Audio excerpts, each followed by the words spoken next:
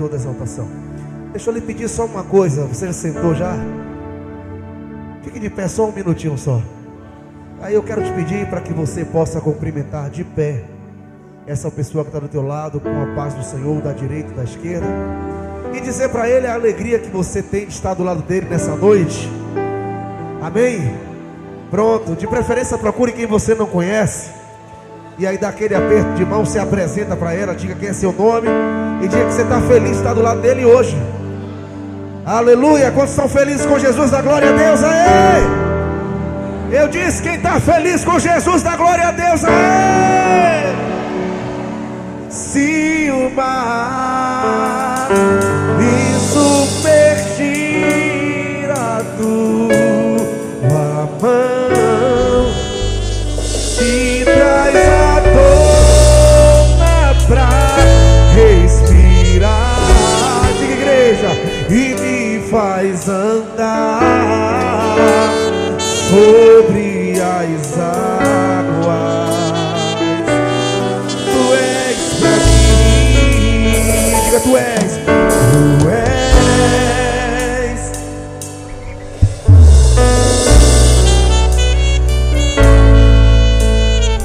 És o meu dono, és o meu dono,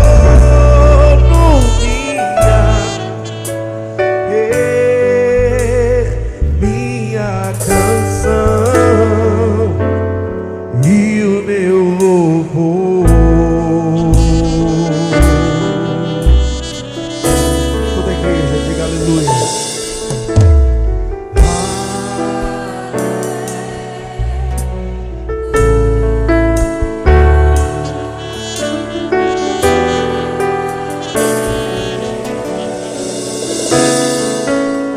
Digam aleluia.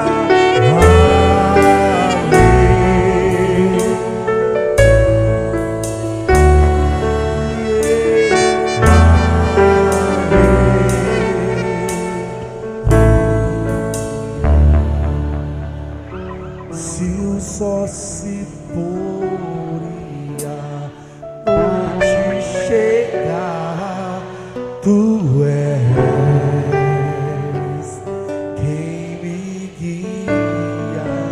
Se a tempestade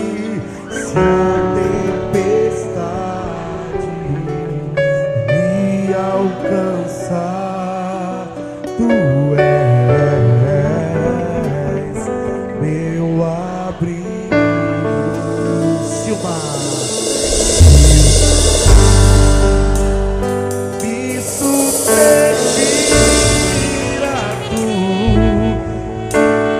me traz à tona, me traz à tona pra, me faz andar, sobre as águas, sobre.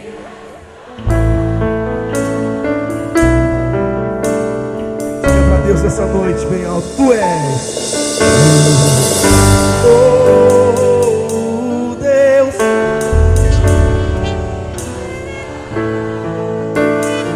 és o meu dono,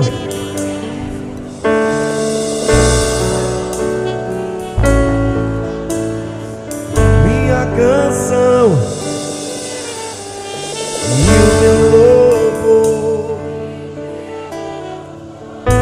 O mais alto que você puder nessa noite, erga a sua voz, todo mundo, e cante aleluia nesta noite.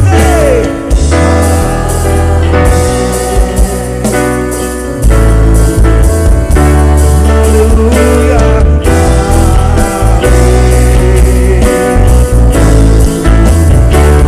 Aleluia.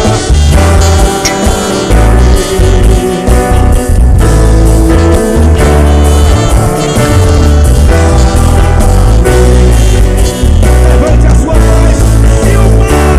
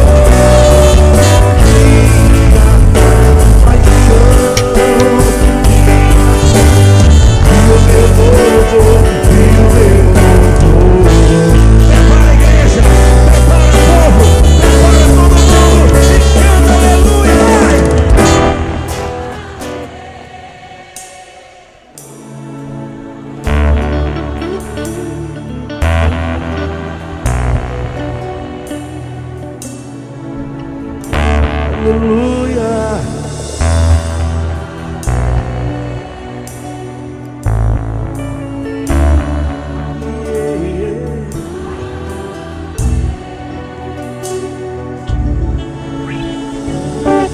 Vou pedir a vocês, pegue sua Bíblia agora, por gentileza.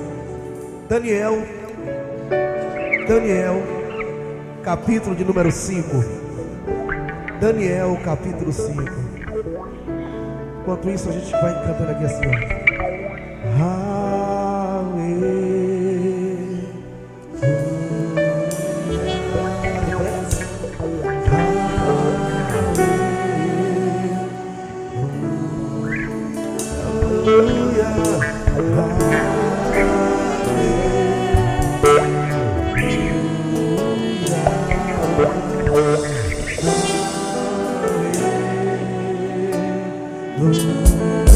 Vamos lá, canta a igreja!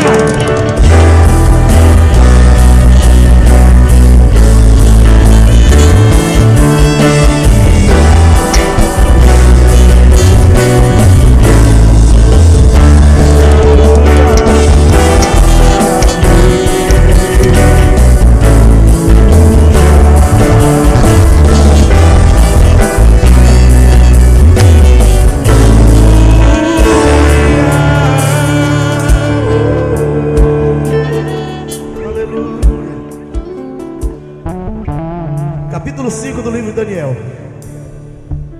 Daniel, capítulo 5. O rei Beltesazar deu um banquete a 1000 dos seus nobres, beberam vinho diante dos 1000. Verso de número 5 diz, tira um pouquinho do efeito aqui. E naquele momento, os dedos de uma mão de homem apareceram e escreveram na parede do palácio, defronte do cartiçal. O rei viu, e a palma da mão que escrevia. Então o semblante do rei caiu, os seus pensamentos o assustaram, as juntas do seu quadris relaxaram e os joelhos, começaram a bater. Lá para frente, verso de número 24. Então foi por ela enviada a palavra da mão que escreveu este escrito. Este, pois, é o escrito que se escreveu: Mene, Mene, Tekel, Parsim. Esta é a interpretação da palavra. Toda dança quieta agora. Mene, Deus contou o teu reino e acabou. Tekel, fostes pesado na balança e o que? Fosse achado em falta. Passim, ô Pérez, e o teu reino foi dividido e dado para os medos e para os persas. Então Beltesazar mandou que vestissem Daniel de púrpura, lhe colocassem uma cadeia de ouro no pescoço, um batidão, e proclamasse que ele ocuparia o 3º lugar no reinado. Mas naquela mesma noite, Beltesazar, rei dos caldeus,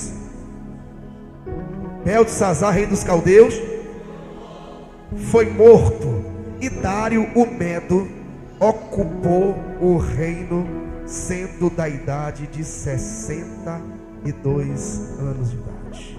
Deus querido, Eis a tua palavra. Vocês podem, se quiserem, podem ficar por aqui, que a gente não vai muito hoje não. Fique aqui, sentadinho perto de nós. A gente vai precisar de vocês. Podem tomar o assento de vocês. Eis a tua palavra, queremos ouvir a tua voz. Fala conosco nessa noite em nome de Jesus. Amém. Toma o seu assento, glorificando a majestade santa e o Rei da glória. Vou pedir, por favor, toda andança, quiete, as mamães, coloca o filhinho, deixa ele aí, que ele precisa ouvir essas coisas nessa noite. Deixa ele aí. Então vou esperar que a igreja coloque as crianças próximas, quem está andando. O obreiro pedir a quem está do lado de fora aqui adentro, que tome lugar aqui, que bota uma cadeira até perto aí da. Tá certo? Texto que lemos essa noite me chamou muito a atenção. Eu sei que nós estamos no ano de conquista, mas essa igreja é uma igreja que tem uma responsabilidade com a verdade. E essa igreja tem a necessidade de deixar bem claro que conquistar não é de qualquer jeito. Sobretudo no que diz respeito à conquista no reino de Deus. O reino de Deus é um reino que tem princípios. E os princípios do reino de Deus precisam ser obedecidos para que se cumpra em nós as promessas feitas por Deus para a nossa vida. Toda vez que eu quebro um princípio do reino de Deus, eu estou desfazendo do próprio Deus e estou fazendo com que Deus se lembre daquele que foi o primeiro a quebrar o princípio no seu reino, que foi o próprio Lúcifer, quando ainda era Lúcifer. O texto que lemos dessa noite é a história de Beltsazar. Beltsazar, ele era neto de Nabucodonosor. Nabucodonosor foi um instrumento que Deus usou. Era rei de Babilônia, mas foi um instrumento usado por Deus para ser um canal que Deus usaria para punir a nação de Israel, que havia abandonado e deixado os princípios que Deus havia estabelecido para a vida daquele povo e para a intimidade e a comunhão daquele povo para com Deus. A Bíblia nos mostra que Israel havia feito coisas que eram erradas perante os olhos de Deus, e Deus, pela sua palavra, a palavra de Deus não estava sendo suficiente para que Israel se voltasse para Deus e obedecesse aquilo que estava escrito. Então Deus levanta os caldeus, ou Deus levanta os babilônicos, que dessa vez faz diferente das demais vezes que Deus havia levantado outros povos para punir Israel pelo seu pecado de desobediência aos princípios de Deus. Dessa vez, senhoras e senhores, algo diferente aconteceu. Nabucodonosor entra em Israel e ele começa então a trazer cativo as pessoas de Israel. E agora aquelas pessoas seriam escravos e trabalhariam no reino de Babilônia.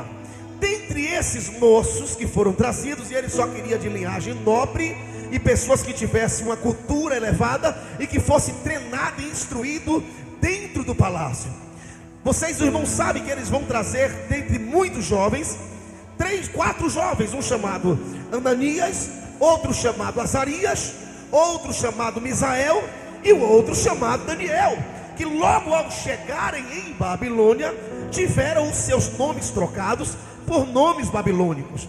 A Bíblia diz que um passa a se chamar Sadraque, o outro Mesaque e o outro passa a se chamar Abidnego, e Daniel Beltsazar, que por coincidência o mesmo nome dado ao neto de Nabucodonosor.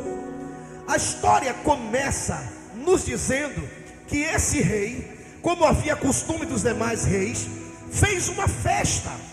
E nessa festa foi uma festa para 1000 convidados. Só que os 1000 convidados não eram qualquer tipo de pessoas. Eles chamam todas as pessoas da nobreza do seu reinado. Todos os nobres haviam sido convidados para essa festa que acontecera dentro das cercanias ou do arredor de Babilônia. Só que o texto bíblico nos diz que essa festa também ele começa a chamar as suas esposas e também as suas amantes ou concubinas, de modo que agora o rei estava diante dos nobres e ele precisava mostrar quão grande ele era, quão poderoso ele era, e para tanto ele tinha que mostrar o seu poder, ele tinha que mostrar o seu glamour e a glória do seu reino. Daí nós podemos ver, querido, que ele então vai servir muita bebida. Foi uma festa, segundo o texto, regado a muita cachaça, a muita bebida e a muita orgia e prostituição. E aí ele estava mostrando o seu poderio. Só que a história nos conta que nesse mesmo momento em que o rei estava dentro do palácio fazendo uma festa, do lado de fora estavam os medos e peças que estavam reunidos a fim de tomar o palácio. Só que o rei Beltesazar, que era o segundo no reino, ele era o segundo no reino. Seu pai, na verdade, é quem era o rei, mas ele era quem comandava as coisas.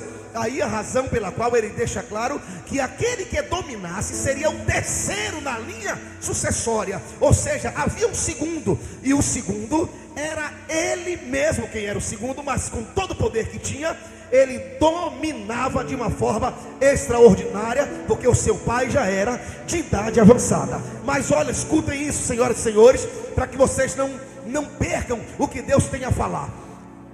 Esse moço nessa festa, regada a prostituição, a orgia, regada a muita cachaça, nem se preocupou com o que estava acontecendo do lado de fora. Tamanha era a arrogância, tamanha era a prepotência no coração desse moço, porque ele tinha uma muralha, e a muralha de Babilônia tinha nada mais, nada menos do que 30 metros de altura. Era uma muralha intransponível, portões de bronze, não tinha como transpor aquela muralha. E então Beltesazar faz a festa e começa a festejar e a celebrar, dizendo: está tudo no controle, está tudo, os muros estão aí, são altos, está tudo no controle, as portas estão aí. Mas Beltesazar não sabia que havia uma profecia da parte de Deus, dada para o seu avô Nabucodonosor, que haveria um tempo, e que quando esse tempo chegasse, o reinado de Nabucodonosor, que representava a cabeça de ouro, teria que ceder e dar lugar ao peitoral de prata, que eram os medos e os persas. E agora os medos e persas estavam na porta, esperando uma oportunidade para poder entrar e conquistar. Enquanto isso estava acontecendo, volto a dizer, do lado de dentro do palácio, em uma parte reservada para as festividades, lá estava Beltesazar, lá estavam as suas amantes, lá estavam as suas esposas, lá estavam 1000 pessoas de casta nobre, comendo, bebendo, prostituindo-se, tomando cachaça e pintando e bordando. Quando de repente Beltesazar, já embriagado, lá para as tantas, Beltesazar tem uma ideia na sua cabeça, ideia brilhante que ele teve, e ele então para e diz assim: agora eu quero tomar cachaça com vocês, dentro dos vasos que foram trazidos do templo de Jerusalém. Alguém para ele e diz: mas Senhor, não vamos mexer nesse negócio. Então ele diz: eu sou rei, pode pegar, pode trazer, porque eu quero tomar cachaça dentro dos vasos que foram trazidos do templo de Jerusalém. É possível que alguém diga para ele: rapaz, cuidado meu rei, esses vasos são consagrados. Ele diz: não tem consagração, eu sou o rei, manda quem pode, obedece quem tem juízo. E a Bíblia diz então que o povo foi, entrou lá no templo de Babilônia, entrou no templo de Babilônia, pegou os vasos que vieram de Jerusalém, trouxe e colocou cachaça dentro dos vasos e começou a beber cachaça dentro dos vasos que eram consagrados ao Deus de Israel.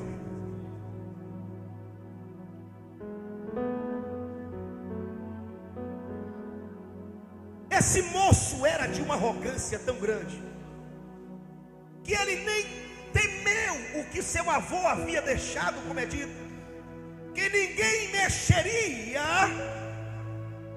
e que ninguém zombaria do Deus de Israel. Esse moço tinha a história do seu avô, que era uma história que ficou registrada nos livros das crônicas dos reis de Babilônia. Mas esse moço não aprendeu nada. Nada. E esse moço é como a gente não aprende nada.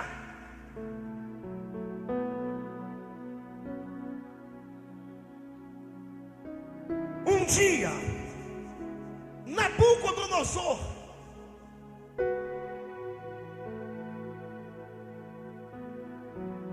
foi orientado por Daniel: rei, Deus te abençoou, te engrandeceu, e foi Deus quem fez do Senhor rei quem o Senhor é. Toda a glória que o teu reino tem, foi Deus quem te deu. Foi Deus quem te engrandeceu. Daniel dizendo a Nabucodonosor: e te colocou acima de todos os reis dessa terra. Tu és rei de reis. Daniel estava dizendo para ele: não se esqueça, ó rei, que tudo que tu tens foi Deus que te deu. Queria que você fosse profeta para o seu irmão que está do teu lado, mas com dedo de profeta. Diga para ele tudo que você tem. Diga para ele, diga tudo que você é, e diga tudo que você vier a ser. Diga: a glória é do Senhor. Diga para ele: quem pode glorificar a Deus nessa noite, levante a mão para o céu nessa noite. Não se esqueça, tudo que temos, tudo que somos e o que viemos a ser, tudo vem de Deus. Ele disse isso a Nabucodonosor. Nabucodonosor então chega um período que começa a se esquecer de que tudo que tinha foi Deus que deu a ele. Nabucodonosor tem um sonho com uma árvore, chama Daniel para que Daniel lhe interpretasse aquele sonho. Daniel chega com todo respeito e carinho, respeito pela autoridade, mas em desacordo com o que ele estava fazendo. Daniel disse: você não tem cuidado dos pobres, você não tem honrado a Deus, e por conta disso o sonho é esse. E a interpretação é esta: 7 tempos você vai pastar, vai viver como se fosse um animal do campo, vai comer comida de boi, chuva vai cair sobre a sua cabeça, pelos como de águia vai crescer no seu corpo. Mas rei, e ele chama: te arrependa, rei, tem 1 ano para se arrepender. Só que o texto diz que no período de 1 ano o rei não se arrependeu, Nabucodonosor. E naquele período de 1 ano que ele acorda e que se levanta e que começa a olhar para a grandeza do que era a Babilônia,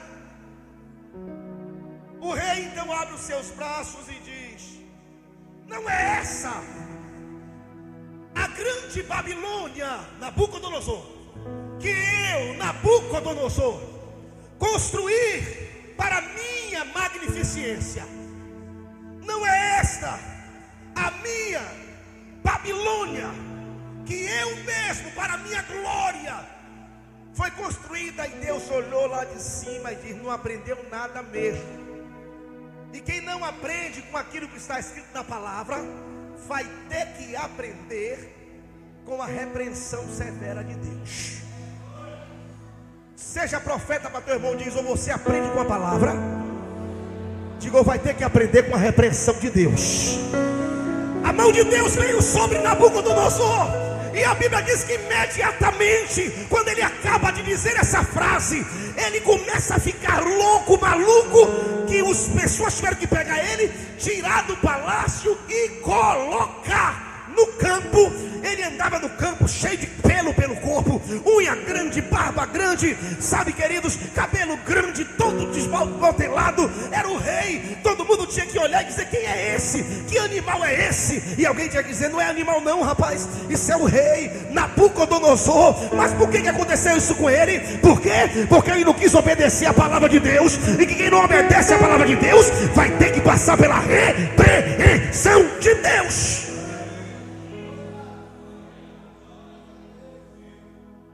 Nabucodonosor estava lá. Presta atenção o que eu vou lhe dizer hoje. 7 anos se passaram. Quantos anos eu falei? Quantos anos eu falei? Imagine comigo 7 anos. O rei pastando. O rei andando pelo meio da rua. Era o rei. Ele não morava mais no palácio. Não tinha condições de morar no palácio, porque o seu aspecto era terrível e as suas atitudes eram atitude de animal, de louco. Mas 7 anos se passaram, até que o texto diz que ele cai em si. E quando ele cai em si, que esse homem cai em si, meu irmão, que coisa fantástica. Esse homem abre a sua boca passado o fim desses dias. Ele diz: eu, Nabucodonosor, levantei os olhos para o céu.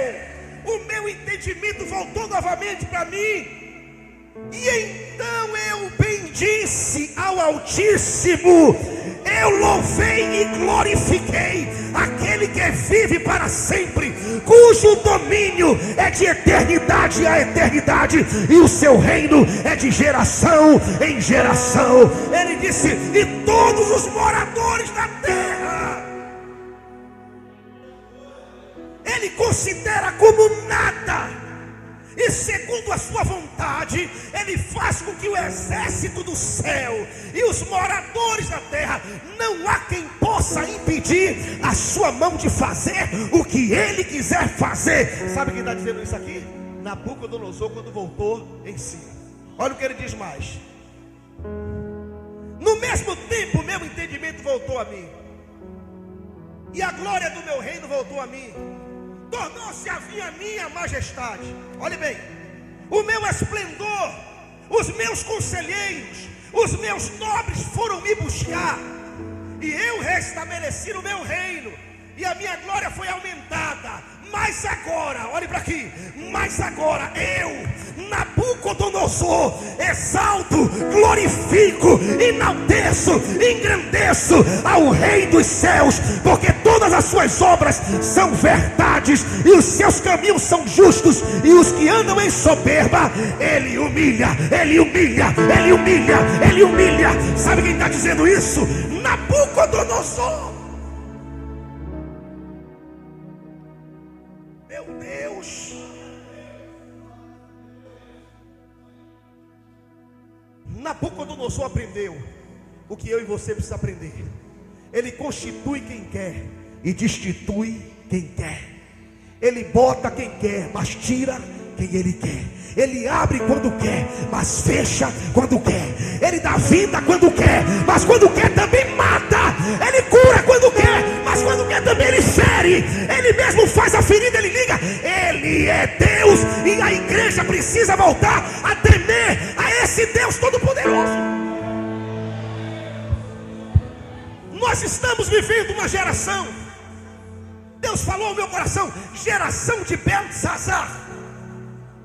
Que geração é essa, pastor? A geração que não sabe mais discernir o santo do profano. A geração que não sabe mais discernir o que se pode e o que não se pode, o que se deve e o que não se deve. Essa é a minha geração. Geração de Beltzazar.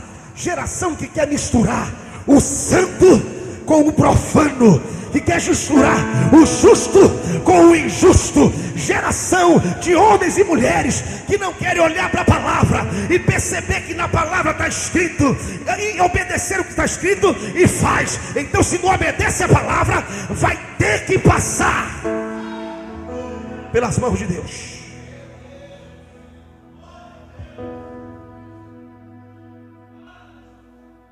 Diga para seu irmão: é noite de denúncia. Pode dizer para ele, diga para ele: pegue sua ponta nessa noite. Aleluia. Geração de Beltesazar. Ei. Tem gente que olha para o texto e não entende. Deus tirou com Beltesazar porque Beltesazar bebeu. Nada, ele podia beber quando ele quisesse. Deus tirou com Beltesazar porque aquela festa. E outra coisa, a festa de Beltesazar era uma festa de cunho religioso. Porque você vai ler o texto depois, vai ver que ele prestou homenagem aos deuses de prata, aos deuses de ferro, os deuses de bronze, os deuses de barro, os deuses de madeira, aos deuses inteiros nessa festa. Mas quer prestar homenagem aos deuses, use aquilo que é desses deuses, mas não pegue o que é de Deus para prestar culto a outras pessoas. Não toque nos vasos de Deus. Beltesazar era tão arrogante que ele pensou consigo: eu sou rei e posso fazer o que eu quiser. Minha geração é uma geração que está embriagada e não consegue discernir o certo do errado mais. A minha geração é uma geração como de Beltesazar, que está tão embriagada com as coisas desse mundo que não consegue mais perceber o que é certo e o que é errado. Sabe, não consegue mais perceber o que é de Deus e o que não é, e o que é santo do que é o profano. E o pior de tudo, sabe o que é? É quando eu quero misturar as duas coisas. E eu vim dizer nessa noite aqui uma coisa, querido. Sabe, o diabo pode até aceitar a mistura do profano com o que é santo, mas Deus não aceita a mistura do que é santo com o que é profano. Por isso ele diz: quem é sujo, suje-se mais ainda. Mas quem é santo, levante a mão para o Senhor essa noite, santifique-se mais ainda.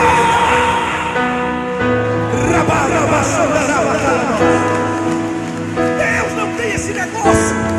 Com Deus não tem esse negócio. Ora, senhoras e senhores, eu me enquadro nessa geração também como vocês, e preciso, como vocês, tomar uma postura diante de Deus e dizer a Deus: me perdoe, porque eu tenho misturado o que é santo com o que é profano. Uma geração que não sabe discernir. Amassubra Ramande Calabas. Quantas pessoas, irmãos? Quantas pessoas crente, batizado nas águas, batizado no Espírito Santo de Deus, fala a língua do reteté, e aí fica esperando Deus mandar uma bênção. E aí Deus não manda, Deus demorou, não entendeu que Deus não está demorando, Deus está caprichando. E aí vai buscar alguém que não serve o mesmo Deus, vai buscar alguém que não obedece aos mesmos princípios da Bíblia Sagrada. Sabe o que é isso? Isso é mistura do santo com o profano. Sabe o que Paulo disse? Que consenso tem o templo de Deus com o templo dos ídolos? Que consenso tem os habitados pelo Espírito Santo com os habitados com o demônio? Que consenso tem a luz com as trevas? Que consenso tem o ímpio com o santo? Mas deixa eu lhe dizer, a palavra diz, mas quem não quer obedecer o que a palavra diz, vai ter que passar pela mão de Deus. A mão de Deus virá e vai pegar. Entenda nesta noite, eu não sei de quanto em quanto tempo isso acontece, mas eu quero nessa noite dizer que de vez em quando Deus vem e olha para mim, para você, e diz: mene, mene. Ele vai olhar para nós e vai dizer: estou te pesando em uma balança. Eu não sei quanto tempo acontece isso, mas de vez em quando Deus vem e pesa a mim e pesa a você numa balança. Quando é, não sei. Como acontece, não sei. Eu só sei de uma coisa: que se Ele pesar a gente na balança, se Ele encontrar em falta alguma coisa, te prepara, porque uma mão virá dos céus e vai pegar a mim e a você.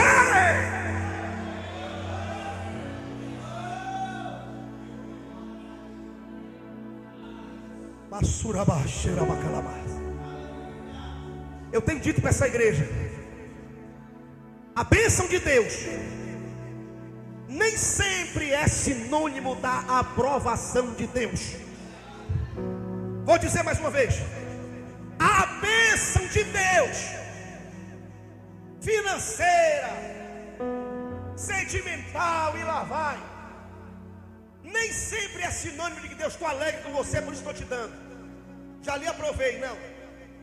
Na maioria das vezes, Deus dá e prova na bênção. E aí muitos de nós somos pesados numa balança e somos achados em falta. Somos achados em falta. Somos achados em falta. Tequel, pesado na balança. A minha geração é uma geração de Belsazar. É uma geração embriagada. Embriagada. E eu não estou falando de cachaça, porque a embriaguez com a cachaça passa amanhã de manhã. A dor de cabeça vem, a ressaca vem, e a pessoa volta a ficar sóbrio. Grande problema é a embriaguez nos dias atuais. Porque na embriaguez dos dias atuais, eu começo a pensar que Deus está compactuando com o que eu estou fazendo errado. Não é isso. Sabe aquela história do filho, que a mãe diz a ele: filho, não fume. Se lhe oferecer cigarro, não fume, porque fumar mata. Se você fumar, você vai morrer. O filho vai para a escola, chega na escola, encontra o colega fumando e diz: quer fumar? Vamos pegar um cigarro? E o menino diz: não, que minha mãe disse que se eu fumar eu vou morrer. O menino disse que nada, olha aqui, ó. O menino vai olhar e vai dizer o que? Mamãe mentiu para mim. Disse que se eu fumasse eu morria. Meu colega fumou e não morreu. O colega diz: vai, experimente um trago, ele aí. Medo no coração. Nossa, pensa que vai morrer. Aí o menino diz: está vendo que você não morreu? Aí o menino vai dizer o que? Mamãe mentiu para mim. Mentiu para mim. Só que mamãe não mentiu. Mamãe falou a verdade. Assim como Deus também não mentiu, disse: certamente se comerdes, morrereis. Lá na frente o menino se torna um viciado de cigarro e vai pegar um câncer em alguma região de laringe, faringe, estômago, alguma coisa, e vai morrer. E quando ele descobrir qual foi o diagnóstico, foi um diagnóstico de câncer proveniente de quê? Do tabaco, do fumo. Ele vai lembrar o quê? Mamãe me disse lá atrás que se eu fumasse eu morreria. E eu disse que não, que não. Assim é Deus. Assim é Deus. Tem muita gente pagando um preço desgraçado nessa vida. Sabe por quê? Porque olha para a palavra, é orientado. Alguém vem e diz: não vá por esse caminho, não faça isso, não é por aqui, isso aqui está errado. A palavra diz isso. Mas a pessoa é guiada pelo seu próprio coração e faz aquilo que o seu coração acha que tem que fazer, e fez, e não deu certo, e não deu errado, como alguém disse que ia dar errado, e a pessoa começa caminhando dizendo: ó, fulano disse que não ia dar certo, mas aí, tá tudo bem, tá tudo ok, mas deixa eu lhe falar, ficará ok até o dia que Deus vier com a sua balança e pesar a mim e pesar a você, e se ele olhar e disser: tá sim, sabe o que ele quer dizer? Eu achei você em falta. Eu achei em falta.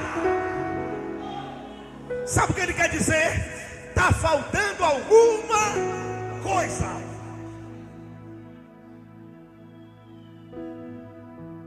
Irmãos, tem pessoas que, se ouvissem o conselho,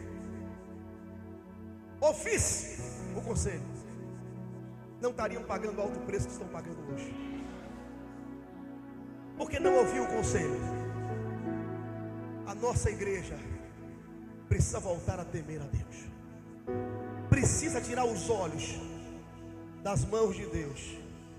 E precisa voltar a não ter nem coragem de olhar para a face. Nem coragem de olhar para a face. Porque presta atenção comigo nessa noite. Cada um responda por si. Se Deus entrasse nessa noite convidando a mim e a você pelo nome e dizendo a mim e a você: quero que você passe por essa balança, como você passaria, como eu passaria? Filho, vem cá, pisa nessa balança aqui. Porque se tem uma coisa, presta atenção: a balança dos homens tem falcatrua, mas a balança de Deus é justa. A balança de Deus é justa. Ela jamais vai dizer que está faltando alguém que tenha mais, ou vai dizer que alguém que tenha mais que está faltando. É justa. Se tenha mais, tenha mais. Se está faltando, está faltando. Se está no nível, está no nível. Porque a balança de Deus é uma balança justa. Essa mensagem nesta noite é para dizer a nós que estamos aqui, para nós abandonarmos essa geração que não discerne o que é certo do que é errado. E por que não discerne? Sabe por quê? Por causa do Deus desse século. Esse Deus desse século fez o quê? Cegou o entendimento das pessoas. Para quê? Para que as pessoas não enxerguem aquilo que está escrito na palavra de Deus e não lhe resplandeça a glória do que está escrito na palavra de Deus. Geração que faz consenso entre luz e trevas. Deus disse: não há consenso entre luz e treva. Meu irmão, deixa eu lhe dizer, a nossa geração insiste a fazer o que Deus disse não faça. Tem crentes só aqui nessa noite, é noite de denúncia. Quem quer ouvir, quem não quiser, pode pegar a Bíbliazinha, botar debaixo do braço e ir para casa. Mas se ficar aqui, vai ouvir até o final denúncia da parte de Deus e vai sair daqui com a vida transformada. Vai ter que sair com a vida transformada. Sabe o que a Bíblia diz? Que consenso tem a luz com as trevas. Está escrito. E existem pessoas que insistem nesta vida. Insistem o quê? A ter a amizade. A amizade, eu não estou falando de falar com alguém, mas tem pessoas que você olha, não tem um amigo crente, não tem uma amiga crente. O rol de amizade é só ímpio, pecadores, pessoas de más conversações. Esquece-se que a Bíblia diz que as más conversações corrompem os bons costumes. E isso aí, ei, é para o meu filho, é para o seu filho, é para a sua filha, é para você, é para mim, é para você no trabalho, é para você na faculdade. As pessoas têm que olhar para nós e ter vergonha de dar um palavrão na nossa frente e dizer: vamos conversar isso depois, porque aqui tem alguém que serve ao Deus Altíssimo, o Todo-Poderoso. Mas não. Depois não diga que você não foi avisado. Ignora o que a Bíblia diz.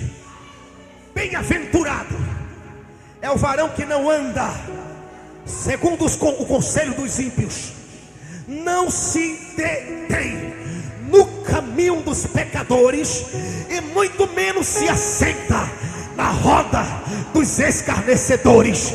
Antes tem o seu prazer na lei do Senhor, e nessa palavra ele medita de noite, de dia, mesmo com ela fechada, sentado pensando no que diz a Bíblia. É isso que está falando, não é com a Bíblia aberta, lendo o tempo inteiro, porque você trabalha, você estuda, não vai ficar o tempo inteiro, mas lá no trabalho você vai estar pensando: a palavra de Deus diz isso, a palavra diz aquilo, eu quero fazer isso, mas a palavra diz ao contrário. É isso que a Bíblia está dizendo. Mas tem pessoas que insistem. Antes tem o seu prazer na lei do Senhor. A coisa que está faltando é prazer na lei do Senhor. Está faltando prazer no Senhor da lei, quanto mais na lei desse Senhor. Quantas pessoas hoje, querido, não tem mais tempo de vir à igreja? Não vem, não é porque está trabalhando, é porque não quer. Prefere ficar em casa assistindo novela, assistindo as coisas que passam na televisão, do que vir para a igreja. Mas deixa eu lhe falar uma coisa: é pecado assistir televisão? Não, não é pecado não. Não é pecado ficar, não é não. Mas sabe o que acontece? Um abismo vai puxando o outro. Aí não vem numa quarta, não vem na outra, não vem numa sexta, não vem. Aí fica igual a católico, só domingo na igreja. Aliás, deixa eu fechar o parênteses. Nem católico dá assim mais.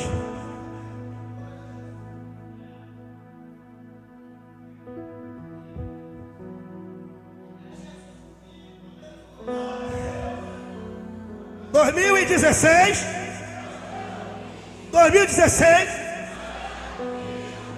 Mas é também um ano de se consertar na presença de Deus.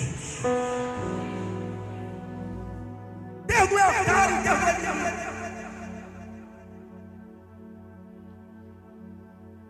Não olha para o que está escrito.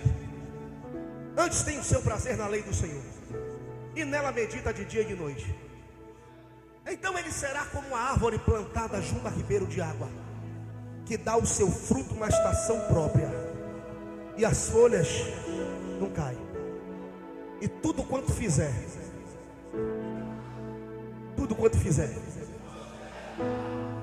prosperará. Está na hora, querido, de nós sermos instrumentos na vida dos nossos irmãos.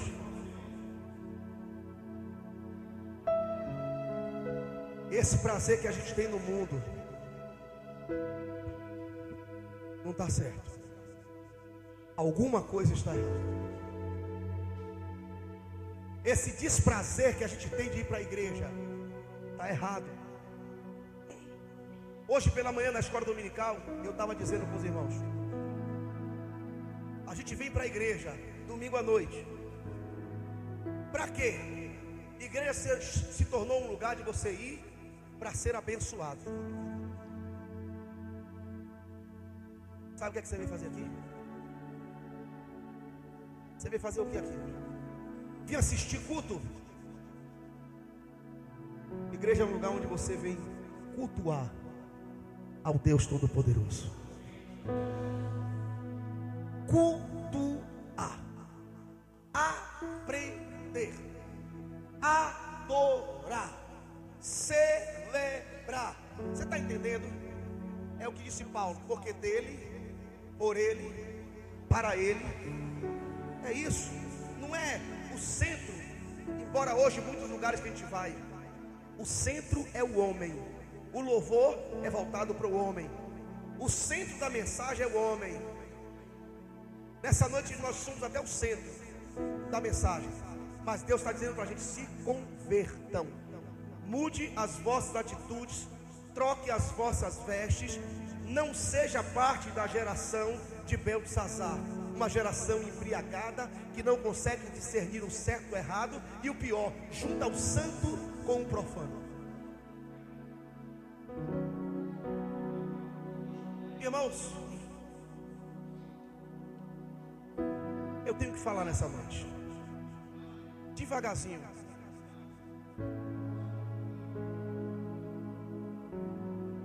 Eu não estou entendendo o que é que está acontecendo. Eu sempre conheci o trabalho de carnaval, o impacto de carnaval. É onde jovens, senhoras, senhores, pagam uma inscrição, ficam lá durante 5, 6 dias, expondo a sua vida para ganhar almas para o reino de Deus.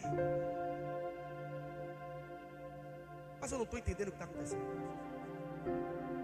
É bloco de carnaval, é escola de samba de carnaval, é as irmãs com sapato Luiz XV é dos homens, né? Plataforma do carnaval. Eu não estou entendendo o que está acontecendo. Peraí, há uns anos atrás não existia esse negócio. É palco gospel no carnaval, onde o artista vai, crente, toca e ainda ganha dinheiro do carnaval. Está participando ou não está participando? E se alguém abrir a boca para dizer assim: irmão, mas você foi, vai dizer, sabe o que, irmão? Se meta com a sua vida, deixa minha vida em paz. Irmão, se você não vai, não critique quem vai. Eu não estou criticando quem vai, não é isso. Eu estou lhe dizendo que a gente tem que tomar cuidado, porque a festa do carnaval é como a festa que Beltesazar fez. Por detrás tem um engano. Meu irmão, eu não vou deixar passar esse negócio. Nós estamos tão embriagados, e chega no São João, a igreja, para poder prender os crentes na igreja, faz a festa de São João. E aí tem canjica, tem licor, tem bolo, Ei, tem crentão que é chamado de crentão. Eu encontrei uma vez dentro do ônibus um jovem que veio da festa de São João, da igreja dele, que era sem João, mas tem bandeirola, tem tudo que tem no São João. O irmão com fedor de cachaça terrível. Ele disse: não, irmão, aqui não tem cachaça não, aqui não tem álcool não, mas meu irmão está cheirando a quentão, rapaz. Como é que a pessoa vai dizer isso, se tem ou se não tem, rapaz? Para prender jovem, jovem na igreja. Deixa eu lhe dizer uma coisa, rapaz. Quem segura jovem na igreja é o Espírito Santo de Deus, quando convence e converte uma alma de verdade, rapaz. Se alguém foi para o carnaval porque não se converteu de verdade, mas se o Espírito Santo entrou na vida e transformou a vida dele, olha para aqui, querido, não tem, não vai, não adianta, não vai. Deus converteu, agora se for não converteu ainda, vai se converter no ano que vem ainda. Mas essas estratégias para prender pessoas e onde mistura o santo com o profano, está errado. Está errado. Ah, pastor, não tem que ter cuidado? Tem que ter cuidado. Mas se o camarada for, quem é que vai prender, rapaz? Ninguém vai conseguir. Olha para aqui, o camarada pode até não ir, ficar em casa porque alguém está de olho, mas não tirou do coração, não adianta. Em casa ele bota o som dele lá, ó, baixinho para ninguém escutar. E aí o Olodum passa ele aí, ó, pá, aí o outro vem ele aí, ó, pra lá e pra cá. Sozinho, porque não teve conversão. Não teve conversão de vida. Vai se converter aí do ano que vem, mas esse ano não se converteu ainda. Você está entendendo? Ninguém prende, não adianta. Deus não bota corda no pescoço de ninguém. Sabe o que foi que Jesus disse? Ninguém pode vir até mim se o Pai não trouxer. Quando o Espírito Santo convence uma alma, sabe o que acontece? Alguém vai dizer: o carnaval está chegando, ele não vai aguentar. Carnaval passa e ele continua. Deixa eu te dar o meu exemplo. Disseram: não vai conseguir, Fernando não vai conseguir, que o carnaval está chegando. E ele cantava no carnaval no Olodum, não vai conseguir. Olhe para aqui, já está chegando 20 carnavais que passarem, eu estou aqui na presença do Deus Todo-Poderoso. Não tenho saudade, não tenho saudade daquele negócio lá, não tenho saudade. Eu vou falar tudo aqui nessa noite, está gravado e vai para a internet. Lá ou cá, você vai ter que decidir aonde vai ficar. É onde? Lá ou cá, diga. Você vai ter que decidir aonde vai ficar. Diga-se.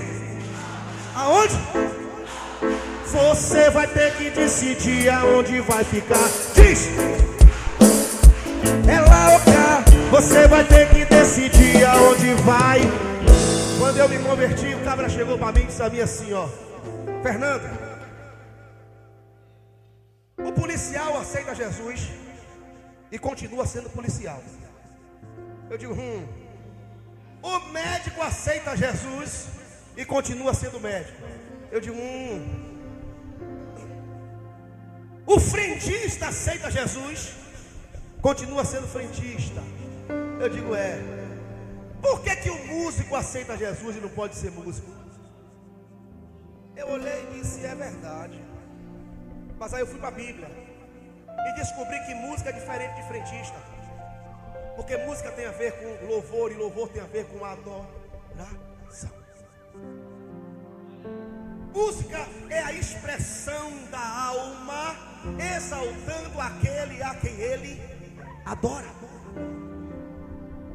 Então eu descobri, sabe o que? Que o músico necessariamente ele não precisa deixar de ser músico quando ele aceita Jesus. Está todo mundo tendo músico aqui, está todo mundo tocando. Alguns têm suas bandas, tocam em bandas evangélicas. O que não precisa é o seguinte, irmão. O que eu não posso, porque eu entrei nesse negócio e pensei no princípio, é verdade. É verdade. E fui para o Olodum. Cheguei lá, peguei o microfone numa terça-feira na quadra do Olodum. Peguei o microfone lá na quadra do Olodum, aquela banda na frente, aquela multidão. E aí peguei o microfone aí, jogou sua rede ao pescador. E aí fui, né? pá, lá vai eu. Aí daqui a pouco quando eu estou cantando, aí eu entro com um negócio de Janaína, Rainha do Vida. Eu falei, meu Deus, eu sou crente, meu Deus. E sabe o que é o pior de tudo? É que lá embaixo o cara dizia assim, mas você é crente. Eu digo, meu Deus, eu tenho que cantar essas músicas. Meu Deus. Aí saí no carnaval do Olodum, em cima do trio elétrico assim, cabeça baixa. Quando eu cheguei ali na Igreja Batista 2 de julho, tem a cabeça que eu olhei, tô vendo os irmãos evangelizando, e uma voz fala comigo, aí não é mais o seu lugar. E o pessoal sabia que eu era crente, e começaram a falar comigo de lá de baixo, e eu comecei a chorar dizendo, Senhor, peguei o microfone e disse, é o meu último ano aqui. E naquele ano as pessoas colocavam faixa para mim, dizendo, fica, Fernando, nós queremos. E eu dizendo, é o último ano. Saí daquele lugar para nunca mais voltar naquele lugar. Mas hoje não, hoje é comum. Hoje o cara está lá em cima dizendo tra. E na semana seguinte ele está na igreja dizendo tá tomando a Santa Ceia do Senhor. Ele está lá em cima, lá, e o povo está cá, e pá. Nova semana ele está na igreja fazendo.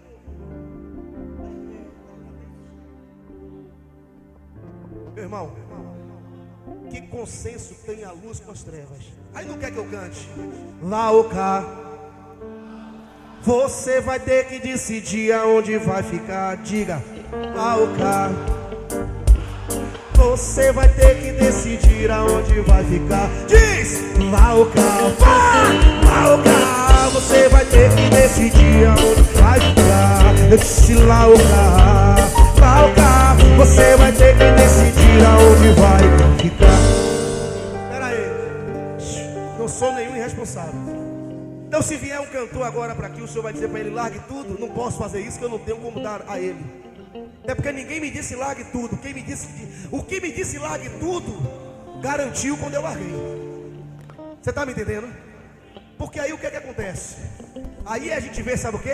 O cara vem para cá, fica um tempo aqui, depois fica lá e cai, depois vai para lá. Olhe para aqui o que eu vou lhe dizer. A gente aprende com a história que a gente nada aprende com ela. Elvis Presley ganhou a guitarra do seu tio, crente da Assembleia de Deus. Começou a tocar e estudar, porque música evangélica estuda. E aí começou o pessoal dizendo, rapaz, você é bom pra caramba. Você é bom. Rapaz, não tem melhor que você. Aí veio uma gravadora e disse, vamos gravar um disco. Ele disse, mas eu só gravo gospel. Não, você grava 9 gospel e uma que não é gospel. Aí ele disse, tá bom. Aí qual foi a que estourou? Qual é que estourou? Aqui não era gospel, que não era, estourou. Aí Elvis, aí agora sabe o que aconteceu? Largou, aí agora é diferente. É uma gospel e 9 não gospel. E sabe o que aconteceu, queridos? Elvis Presley morreu clamando por Deus dentro do seu quarto de overdose. Você está entendendo isso? Eu fiquei escandalizado quando eu fiquei sabendo agora que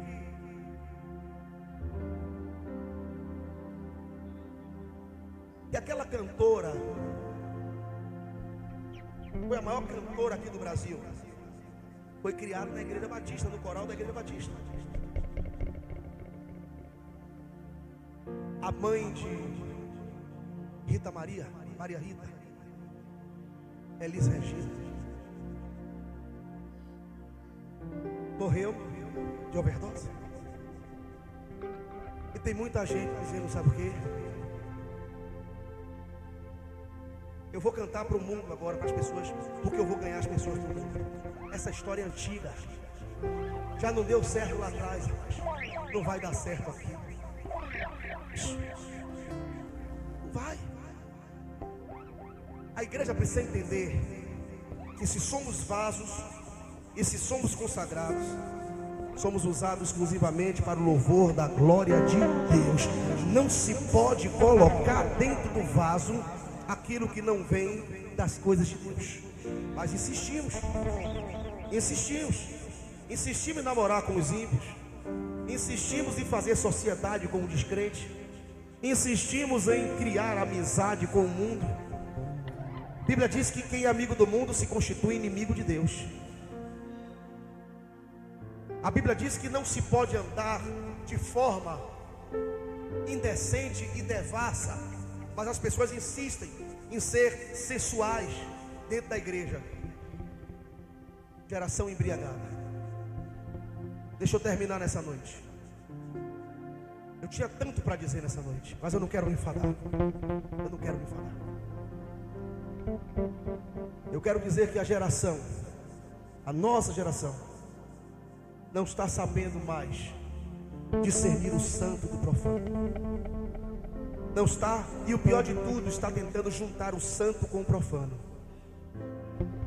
Naquele dia, Deus, que Daniel vai interpretar,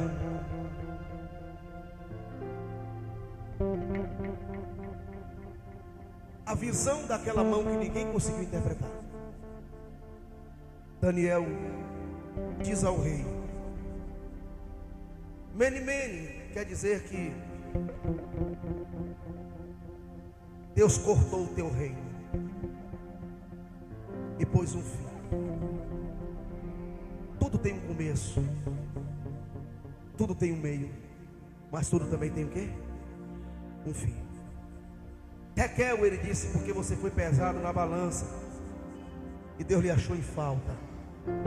Deus te achou em falta. Ele disse: Pérez, ele disse: o teu reino foi dividido e foi dado para os medos e persas. Eu vou terminar nessa noite dizendo a você e a mim e a nós que estamos aqui,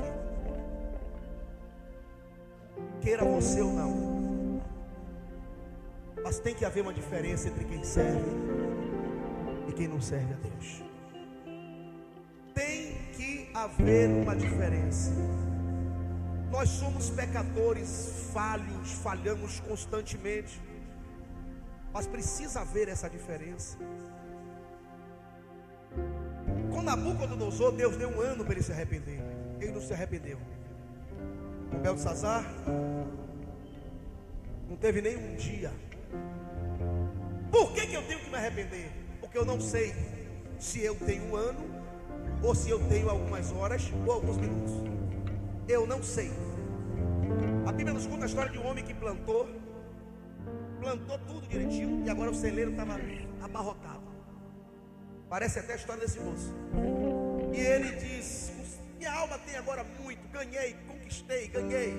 E a Bíblia diz que uma voz veio e disse: louco, esta noite pedirão a tua alma. E todo o seu esforço, de que valeu? De que valeu o esforço? E aquele homem morre naquela noite. Beltesazar morre, sabe por quê? Porque os medos e persas, agora que história, foram lá e trancaram o rio Tigre, o rio Eufrates. Trancaram o Eufrates. Aí quando o Eufrates trancou, que passava por dentro lá dele, abriu-se uma brecha na parte da porta de bronze. Os medos e persas então invadiram por debaixo da porta, entrou, pegou Beltesazar, e aí e matou ele. E aquilo que era dele, ele perdeu naquela noite. De que vale ao homem, diz a Bíblia, ganhar o mundo inteiro e perder a sua alma? De que é que vale? Aí, como diz a música, de que valeu o teu esforço? Tudo se foi em vão. Aprenda, a igreja, pelo amor de Deus. Jovens que estão nessa igreja, aprendam a temer a Deus. Mas tema a Deus por respeito, por carinho e por amor. Mas saibam de uma coisa. Se você não quer temer a Deus pelo que está escrito na palavra dele, Te prepara.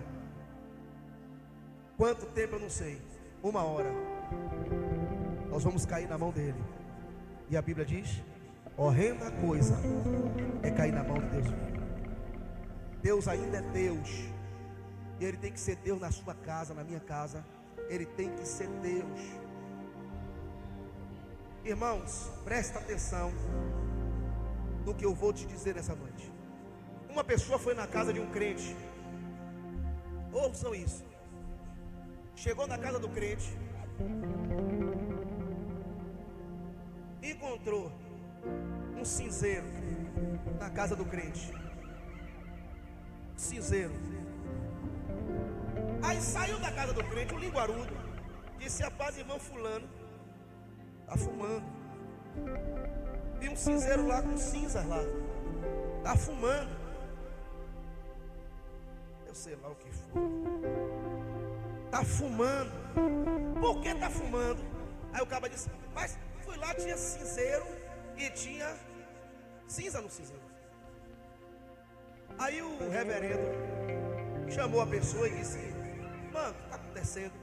O irmão foi na casa da irmã e encontrou lá cinzeiros e cinza. A irmã está com vício do cigarro. A irmã disse: pastor, está repreendido em nome de Jesus.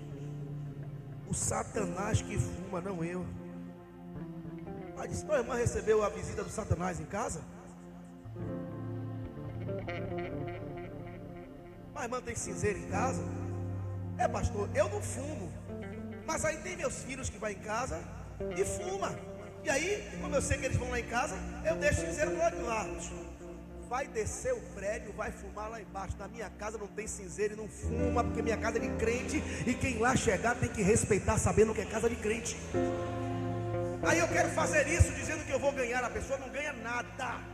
Vai ter que descer e fumar bem distante da área que pode bater da minha casa. Não entra nem cachaça. Meu pai já disse: eu não gosto de sua casa, porque na sua casa não tem cachaça. Não tem não, meu pai, minha casa de crente não tem bebida não. Ele diz: não gosto de ir por causa disso. Não tem que ter. Não tem que ter, não permita isso na sua casa, para que você não seja mal interpretada por outras pessoas. A sua casa é consagrada ao Deus de Israel, e quem lá chegar tem que se respeitar na sua casa. O povo de Israel era radical. Se alguém entrasse em Israel, só entrava convertido. Se não era estrangeiro, não tinha as moral que tinha. Então a gente precisa aprender isso nessa noite, para que a gente não seja mal interpretado pelas pessoas e as pessoas não pensem que nós estamos fazendo aquilo que estamos fazendo. Se não presta, olhe para aqui. Se não presta para você, não pode prestar para o senhor também. E a tua casa precisa ser essa. Pastor, na minha casa mando eu sei disso. Na sua casa, na sua vida, na minha casa mando eu, na minha vida mando eu, no meu trabalho mando eu namoro com o que eu quero, eu vivo, eu crio amizade com o que eu quero. Cuidado, Nabucodonosor foi meio assim: a minha Babilônia que eu fiz para a minha própria glória. Aí eu vou dizer a você que é tudo de Deus, é nada nosso. E Nabucodonosor provou isso. Aí Deus vai mostrar para mim e para você, de fato, se a vida é sua, se a casa é sua, se a saúde é sua, se tudo é seu mesmo. Aí Deus pede: me dá o sopro de volta de vida aí. Aí vai ficar tudo aí. Então quero que você receba nessa noite essa palavra como alguém que está te alertando. Sabe por quê?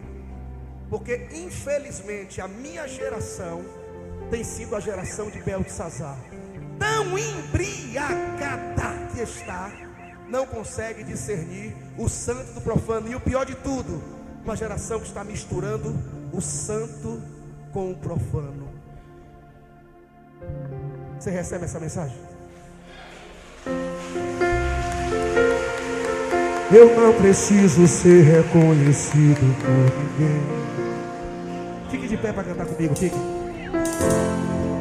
A minha glória é fazer com que conheçam a Ti. Será que eu posso ouvir a tua voz nessa noite? E que de mim eu, pra que tu cresças, Senhor, mais e mais.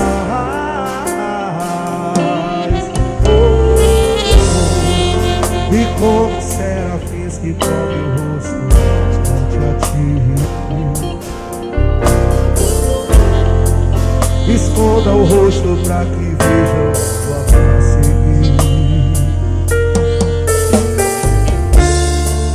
E que diminua eu, pra que tu cresças, Senhor, mais e mais. Canta, igreja. No santo dos santos, a fumaça me esconde, só teus olhos me veem. Debaixo de tuas asas é o meu abrigo, meu lugar secreto. Só tua graça me faz, tua presença meu prazer.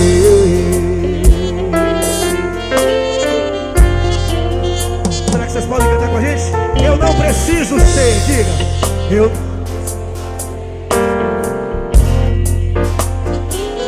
levante a sua voz e diga isso mais alto, vá. A minha glória é fazer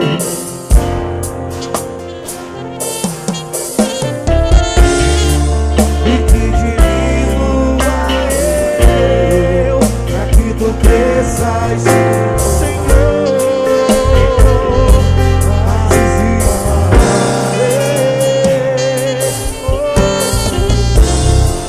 E como serafins que cobrem o rosto, esconda o rosto para que vejam tua face em mim. Esconda o rosto para que vejam tua face. Diga para o teu Deus nessa noite, peça para que você diminua e que diminua eu, para que tu cresças, Senhor, mais e mais. Santo dos santos, a fumaça me esconde, só teus olhos me veem. Debaixo de tuas asas é o meu abrigo, meu lugar secreto. Só tua graça me basta, tua presença eu tenho. No santo dos santos, a fumaça me esconde, só teus olhos me veem. Debaixo de tuas asas é o meu abrigo, meu lugar secreto. Só tua graça me basta, tua presença. Ouça aqui nessa noite isso que eu vou te dizer. Ouça o que eu vou lhe falar nessa noite aqui, né? Qual foi o problema de Beltesazar? É porque ele fez a festa para os deuses estranhos? Não. É porque teve orgia? Não, rapaz. É porque ele quis se amostrar? Não, não é isso não. E qual é o problema, pastor Fernando? Vou lhe dizer. O problema é que se ele fizesse a festa, as orgias ou a idolatria dele com aquilo que era dele, problema dele. O problema é que foi mexer naquilo que era de Deus. Diga para seu irmão, cuidado comigo. Diga, não mexa comigo. Diga, não mexa. Eu sou pequenininho, diga, mas eu sou de Deus. Eu sou de Deus. Quem é de Deus, levante a mão. Faz barulho, faz barulho, faz barulho.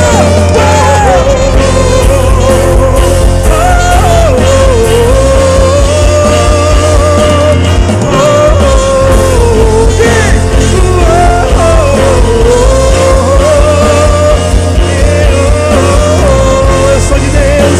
Você é vaso de Deus. Não permita. Vaso de Deus é separado por Deus, é consagrado por Deus. Ninguém pode tocar. Ninguém pode tocar. Ninguém.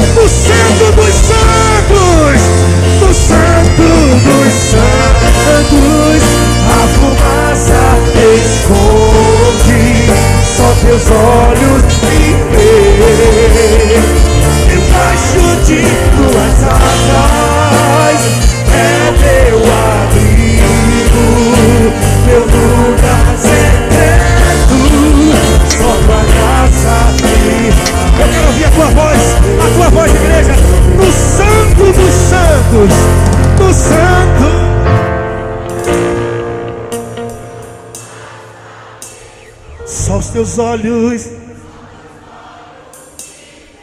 debaixo de tuas asas, é o meu abrigo, é o meu lugar secreto. Só tua graça me basta. Vamos fazer um negócio bonito aqui. Só os homens. No santo dos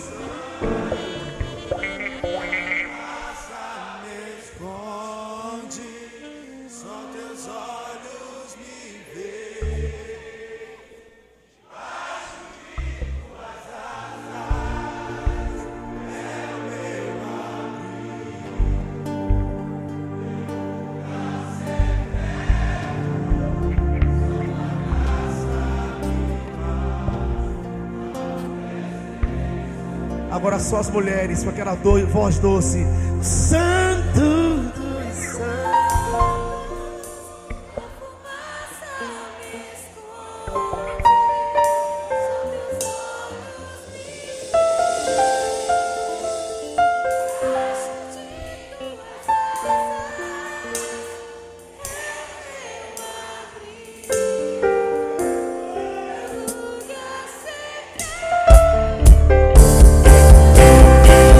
Toda a igreja, os adoradores, só os vasos, levante a mão e adora.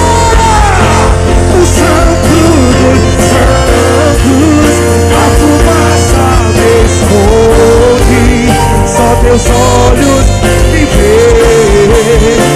Debaixo de tuas asas é o meu abrigo, meu lugar secreto. Só tua graça me basta, e sua presença é meu prazer. O santo dos santos, a fumaça me esconde, só teus olhos me veem.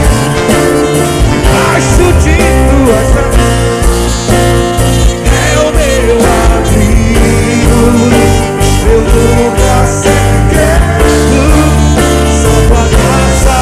Mais uma vez, a igreja e as vozes. O santo dos santos, vamos lá. O santo dos santos, a fumaça me esconde, só teus olhos me veem. Debaixo de tuas asas é meu abrigo, meu lugar secreto. Só tua graça me basta, e tua presença é o meu prazer. Só tua graça me basta, tua presença é o meu prazer. Só tua graça